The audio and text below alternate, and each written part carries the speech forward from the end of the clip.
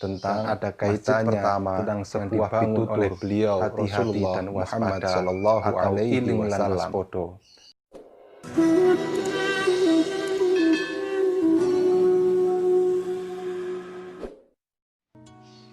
Assalamualaikum warahmatullahi wabarakatuh.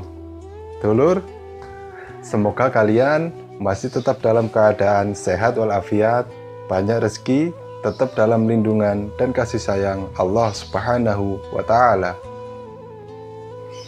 Sebagai masyarakat Indonesia, sebuah kata hati-hati dan waspada atau iling lan waspodo sudah sangat sering kita perdengarkan. Terlebih buat masyarakat Jawa, kata ini sangat akrab dalam pitutur orang-orang tua. Di video yang lalu, saya sudah sharing kepada kalian semua tentang masjid pertama yang dibangun oleh beliau Rasulullah Muhammad Sallallahu Alaihi Wasallam, serta sejarah asal mula kubah dan menara masjid. Kali ini saya akan kembali sharing kepada kalian semua tentang sebuah hikayat yang ada kaitannya tentang sebuah pitutur hati-hati dan waspada atau iling lan waspodo. Sebuah hikayat yang banyak memberikan pelajaran buat kita untuk tidak meremehkan sesuatu yang kita anggap kecil atau sesuatu yang kita anggap sepele, serta memberikan pelajaran buat kita untuk tidak terlena melihat orang-orang yang hebat atau melihat orang-orang yang alim. So, untuk lebih jelasnya, mari kita simak video berikut. Bismillahirrahmanirrahim. Dari Ibnu Abbas radhiyallahu an meriwayatkan, dahulu dari kalangan kaum Bani Israel ada seorang zuhud bernama Barseso Al-Abid. Al-Abid itulah gelarnya, gelar yang disematkan karena ia adalah orang yang soleh dan tekun beribadah. Ia beribadah dalam kuil selama 70 tahun lamanya dan tak pernah bermaksiat sekalipun. Barseso Al-Abid juga merupakan pimpinan pesantren kala itu. Karena solehnya, dengan izin Allah Subhanahu wa Ta'ala, dia memiliki kemampuan di atas rata-rata manusia pada umumnya. Yang paling masyhur, Barseso bisa berjalan di atas air dan terbang seperti burung. Dia juga memiliki santri yang sangat banyak, mencapai puluhan ribu. Bahkan menurut cerita, santri-santri beliau rata-rata juga bisa terbang layaknya burung. Barseso Al-Abid sangat taat beribadah. Ia tak tergoda sedikit pun dengan rayuan dan godaan setan, hingga membuat malaikat kagum dengannya. Setan tak kenal menyerah menggoda Barseso. Bersama ketuanya yaitu iblis menyusun rencana dan sepakat untuk menyamar sebagai santri di pesantren yang dipimpin oleh Barseso. Iblis mulai menjalankan aksinya dengan menyamar sebagai pemuda. Dia mendatangi Kiai Barseso untuk menjadi santri. Tak ada yang mengenalinya, bahkan Kiai Barseso sendiri. Akhirnya, santri baru itu dipersilahkan masuk ke asrama tempat para santri lain hidup bersama. Hari demi hari terlewati, santri baru tersebut nampak begitu rajin beribadah.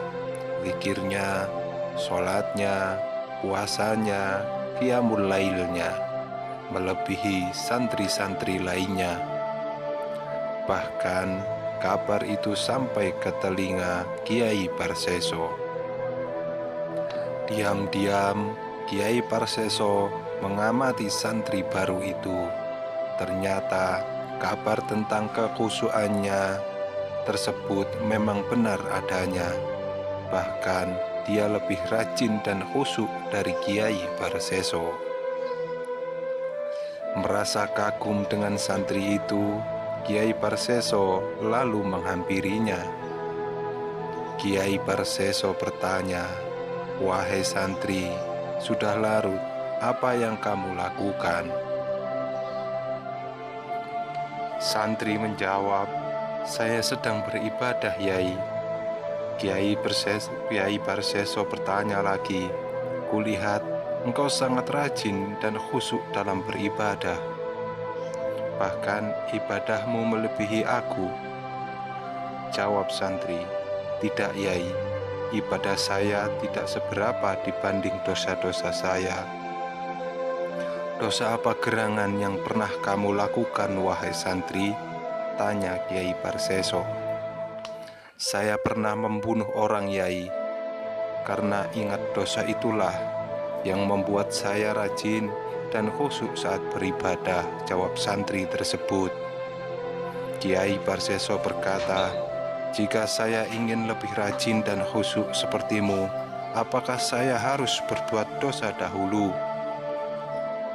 Iblis yang menyamar jadi santri mulai merayu Barseso dengan sesuatu yang seolah kebaikan. Santri berkata, "Wahai Kiai, jika Kiai ingin rajin dan khusyuk seperti saya, bahkan lebih, lakukanlah dosa, barang sekali saja." Kiai Barseso bertanya, "Wahai santri, dosa apa yang harus saya lakukan agar bisa melebihi kekhusyuanmu?" "Membunuh orang," jawab santri. "Tidak, saya tidak mau membunuh. Itu dosa yang sangat besar. Aku takut Allah tidak memaafkanku," jawab Kiai Barseso. "Gimana kalau berzina, Yai?" sahut santri. "Tidak, bagaimana saya akan melakukan zina? Itu juga dosa besar," jawab Kiai Barseso lagi. "Lalu bagaimana kalau Yai minum arak atau khamar? Saya rasa itu dosa kecil dan tidak ada urusannya dengan manusia. Tentu Allah akan mudah menerima tobatmu." Santri tersebut terus merayu Kiai Barseso. Ide minum arak membuat Kiai Barseso berpikir dan akhirnya setuju untuk minum arak saja. Kiai Barseso berganti baju agar tak ada yang mengenalinya. Santri baru itu mengajak Barseso pergi ke sebuah kedai minuman. Di situ ada seorang wanita cantik yang biasa menjual minuman untuk setiap pelanggannya. Santri itu memesan minuman untuk Barseso. 1 kali, 2 kali, 3 kali, tegukan, dan seterusnya, hingga membuat Kiai Barseso mabuk dan kehilangan akal sehat. Santri jelmaan iblis itu kembali menggoda Barseso dengan syahwatnya. Melihat kecantikan penjual minuman itu, Barseso dengan mudah tergoda. Akhirnya Barseso memperkosa wanita penjual minuman itu. Saat itu pula suami dari wanita penjual minuman datang. Saking takutnya ketahuan, Barseso membunuh laki-laki yang merupakan suami dari wanita yang dia perkosa itu. Santri jelmaan itu merasa sudah berhasil menjebak Barseso. Dia lari keluar untuk melaporkan ada kejadian pembunuhan. Akhirnya Barseso ditangkap dan diadili. Barseso dihukum cambuk karena minum, dirajam karena zina, dan dikhisos karena membunuh.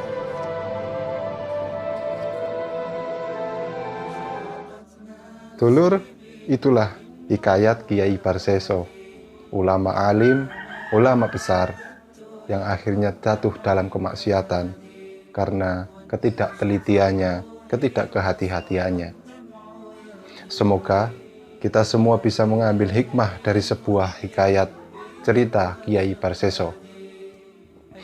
Terima kasih sudah mampir ke channel saya.